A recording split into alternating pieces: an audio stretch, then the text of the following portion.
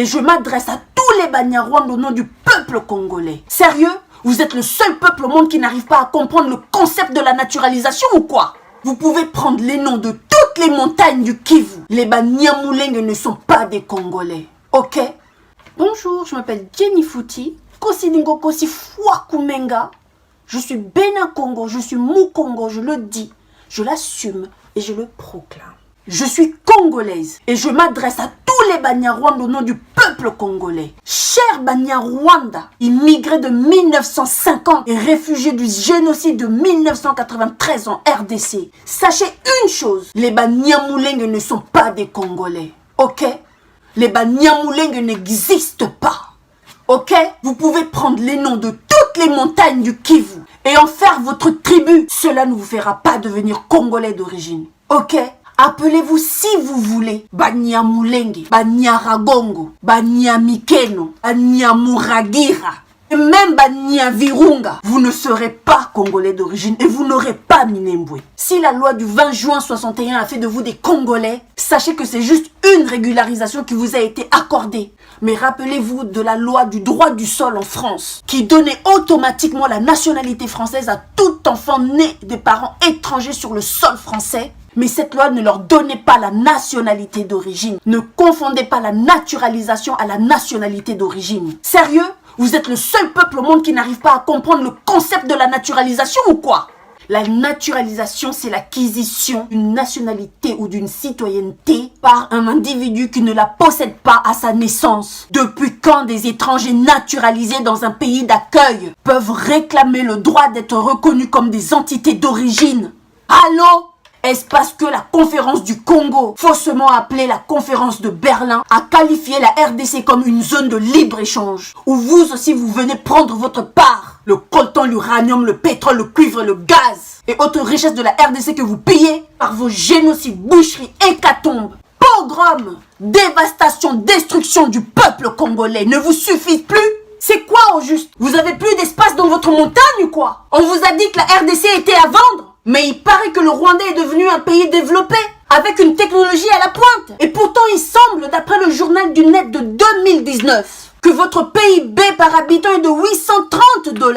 Alors que faites-vous en RDC? Que cherchez-vous dans un pays où le PIB par habitant se retrouve 8e pays le plus pauvre au monde? Les Congolais meurent en Méditerranée, meurent en Amazonie, meurent par les génocides que vous perpétuez. Le peuple congolais fuit la dévastation, la désolation que vous perpétuez dans leur pays. Bizarrement, les Banyarwanda, les réfugiés Nyarwanda de la République démocratique du Congo ne veulent pas rentrer dans leur pays et se font appeler des Banyamulenge. Sérieux? Mais rentrez dans votre pays. Votre pays est développé. Votre pays est partenaire du Paris Saint-Germain, s'il vous plaît. Que faites-vous en RDC? Le Congo n'est pas à vendre.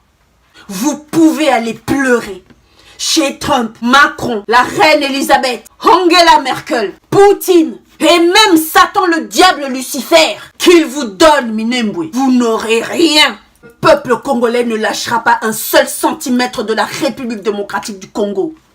Ok, pour ce, il faudra nous tuer tous. Alors, cher Banyarwanda, laissez-moi vous apprendre l'histoire de votre peuple, exterminé par vos pères, fuyant votre montagne et à qui nous avons hébergé, accueilli, avant que le peuple qui constitue le Congo, dessiné par Stanley et Léopold II, soit appelé la République démocratique du Congo. Votre peuple était dans des grottes, en train de gratter les roches de votre montagne pour trouver la sortie. Ok? La RDC est le seul pays africain qui s'est créé grâce à l'accord des chefs de tribus qui ont signé un accord avec Léopold II en acceptant de s'unir avec d'autres tribus, d'autres peuples, d'autres clans pour en faire un pays, la République démocratique du Congo. Vous avez des services de renseignement en Belgique. Alors demandez-leur de vous octroyer les documents des accords des chefs de clans, de tribus, de peuples faits avec Léopold II. Et vous ne serez pas surpris de voir la soi-disant tribu de vos pères, Nyarwanda, faussement dit Nyamulenge ou Tutsi congolais, dans cet accord de 1885. Et vous savez pourquoi? Parce que les Banyarwanda n'étaient pas en République démocratique du Congo en 1885. Parce qu'en 1885, les Banyarwanda, les Tutsis, étaient dans les grottes en train de gratter pour trouver la sortie de la montagne. Même les premiers immigrés rwandais fraîchement sortis de la montagne du Rwanda, du roi Niginya, sont arrivés au Katanga en 1950 comme main-d'œuvre ramenée par avion par les Belges. Ça, c'était la première immigration. La deuxième immigration, le prétexte du génocide rwandais pour infiltrer la RDC. Infiltrer la RDC militairement, politiquement et maintenant territorialement. Non. Mais sérieusement, depuis quand les noms des tribus congolaises portent les noms des montagnes, des rivières, des arbres?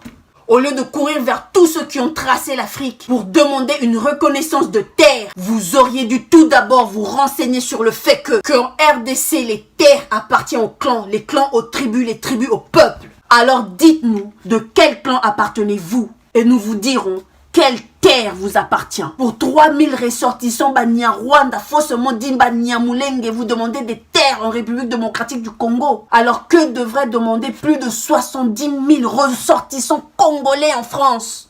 Les Congolais ne demandent pas des terres en France. Et nous ne demandons pas non plus de devenir des origines françaises. Comment expliquer que des étrangers qui sont plus nombreux dans des pays développés en Occident ne demandent pas des terres? Et vous, à 3000 ressortissants dans un pays pauvre, vous demandez des terres? Comment expliquer ça? Excès des ailes. L'importance que la communauté internationale vous a accordée après votre complot de semblant de génocide vous a surestimé. Parce que votre ambassadeur rwandais en RDC et vous ne reconnaissez pas le génocide congolais que vous perpétuez dans notre pays, que nous, peuple congolais, nous ne reconnaîtrons jamais votre semblant de génocide, qui fut plutôt un sacrifice pour vous introduire dans notre paradis, la République démocratique du Congo. Vous et ceux qui vous envoient avez pillé et tué 6 millions, plus de 6 millions de Congolais. 6 fois plus que votre sacrifice de soi-disant génocide, juste pour développer votre montagne, le Rwanda. Comment vous faire comprendre que lorsque Stanley, en 1885, à la conférence du Congo, n'a recensé ni un territoire, ni un clan, ni une ethnie, ni même une communauté appelée au nom de Banyamulenge, ou Tutsi Rwandais ou Tutsi Congolais. Notre montagne Mulenge que vous essayez à tout prix de vous approprier appartient au Babembe. C'est en 1976 que Gisard Muoza vous a inventé cette appellation des Banyamulenge, une identité d'infiltration. Sérieux? En République démocratique du Congo, après les colons, les Rwandais, vous allez pas nous foutre la paix? Merde!